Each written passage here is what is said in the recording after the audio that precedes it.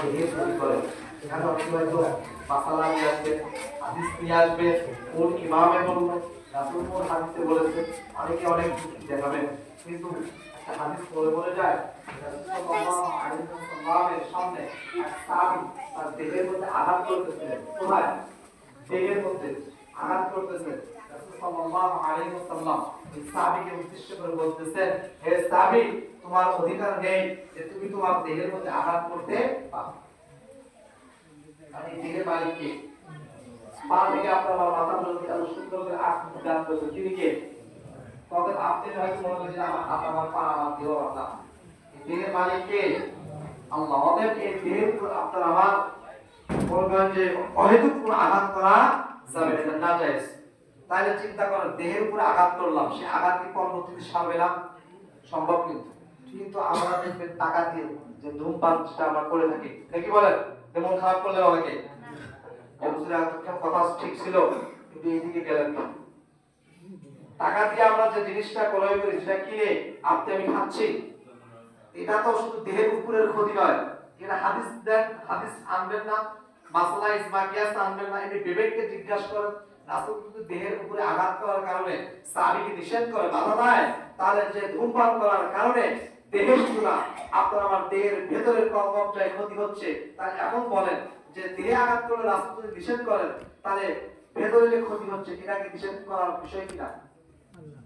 এজন্য আমরা এগুলো থেকে বিরত থাকবো। যেমন আমরা রোজা রাখি, দেখি বলেন অনেকে যে দিনে এক দুই প্যাকেট দিনে যাইতো, এখন রোজা থাকার কারণে এখান থেকে আমরা বিরত আছি না?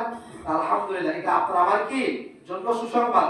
এজন্য আপনি আমি এক বছর যদি নাও পারি, সারাদিন তো আমি ধূমপান করতেছিলাম না, ইফতার থেকে আপনি আবার কি করি যে রাত্রে ঘুমা পর্যন্ত, এই সময়টুকু আবার আপনি একটু কি ওর মধ্যে জড়িত হই, আবার রাত্রে ঘুমাই, আবার চেয়ে খাওয়ার পর আবার তো কি বন্ধ হয়ে যায়। তবে আস্তে আস্তে চেষ্টা করবেন যে আমি দিনে যেহেতু খাচ্ছি না, তবে যে রাত্রে যে সময়টুকু খাচ্ছি, আস্তে আস্তে আস্তে আস্তে এখান থেকে যেন আমি কি থাকতে পারি, বিরত থাকতে পারি, বাইরে হতে পারি। তাহলে এই রমজানের যে গুরুত্ব আপনার আমার কাজে আসবে, নাকি বলেন? কিন্তু পুরো রমজান মাস রোজা রাখলেন, রোজা শেষ হয়ে গেল, রমজান মাস আসলে তারাবির নামাজ, রমজান মাস আসলে পাঁচ ওয়াক্ত নামাজ, সমস্ত ইবাদতের গুরুত্ব দেন, রমজান মাস বিদায় দিলে সমস্ত ইবাদত থেকে আপনি আমি কি বিরত হয়ে যায়। আসলে এরকম আবার সবে রমজান কাজে যদি আপনি আমি জড়িত হই, তাহলে এই রমজানে আপনার আমার গুরুত্বপূর্ণ কাজে আসবে না। এজন্য আহ্বান করে বলতেছি, আসেন রমজানের যে ফজিলত গুরুত্বপূর্ণ আছে, আমরা এগুলো বুঝে শুনে আমল করে আমাদের অতীতের গুনাহগুলো মোচন করে আল্লাহ রাব্বুল আলামিন আমাদের সকলকে যেন রমজানের গুরুত্ব তাৎপর্য বুঝে আমল এবং নেক আমল বেশি করে কবরে যাওয়ার তৌফিক দান করেন। সকলে বলি আল্লাহুম্মা আমিন। ওয়া আখিরি দাওয়ানা আলহামদুলিল্লাহি রাব্বিল আলামিন। যারা নামাজ পড়েন, 4 রাকাত নামাজ পড়ে নেন।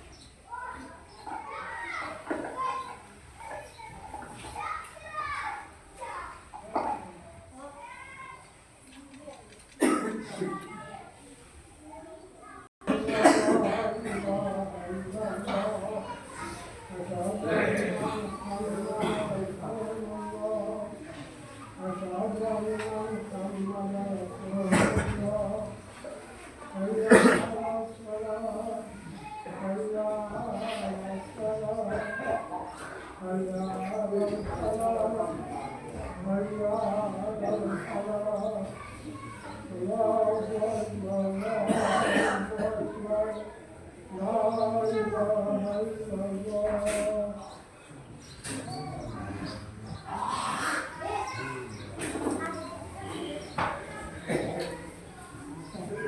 لله الذي شرف على كل سورة سورة الإنسان وجعل الشهر رمضان سيد الشهور ليغفر لكم فيه العصيان.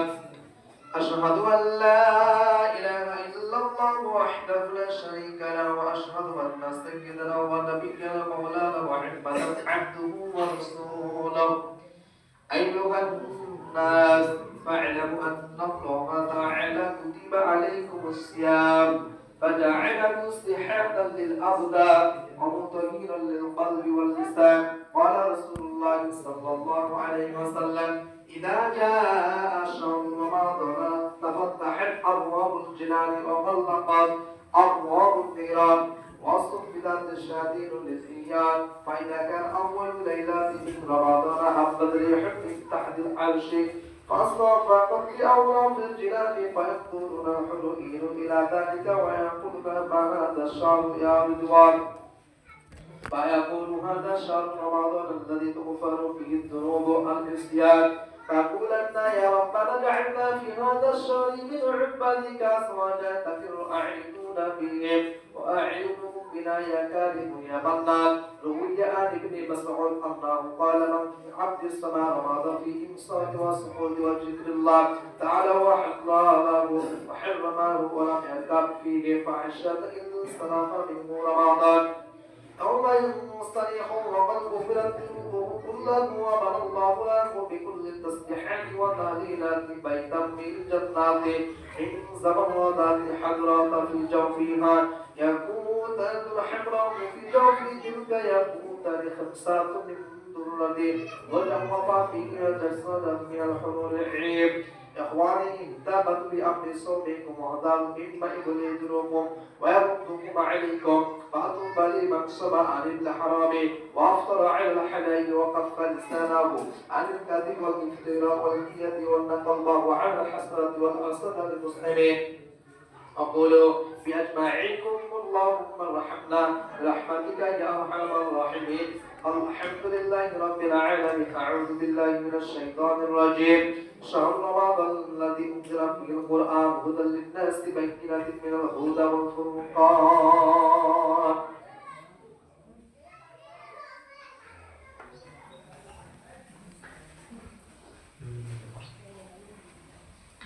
الحمد لله نحمده ونستعينه ونستغفره ونؤمن به ونتوكل عليه ونعوذ بالله من شرور انفسنا ومن سيئات اعمالنا من يهد الله فلا مضل له ومن يضلل فلا هادي له. نشهد ان لا اله الا الله وحده لا شريك له ونشهد ان محمدا عبده ورسوله خصوصا على اول صحبه ابن المؤمنين ابي بكر الصديق بن قحافه وعلى الناتج بالحج والصالح من المؤمنين عمر بن الخطاب وعلى تبع ذلك من الحياء والايمان من المؤمنين عثمان بن عفان وعلى سيد الله الغالب من المؤمنين علي بن ابي طالب وعلى المبارك النيلان وابي محمد الحسن وعبد الله الحسين وعلى ام سيدة السيد فاطمة الجهراء وعلى بين المقربين عند الله وعند الناس من المؤمنين ابي مراد مقصد وابي الفضل العباس وعلى المكان العشرة وشد الذين معي تحت الشجرة.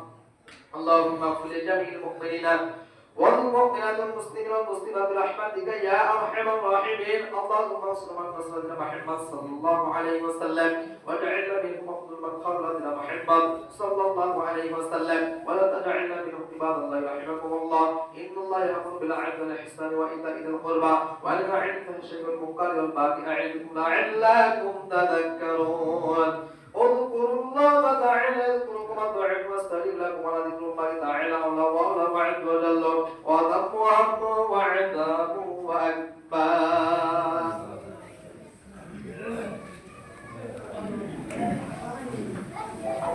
সামনে কাদা গ্রহণ করে কাদা সোনা করি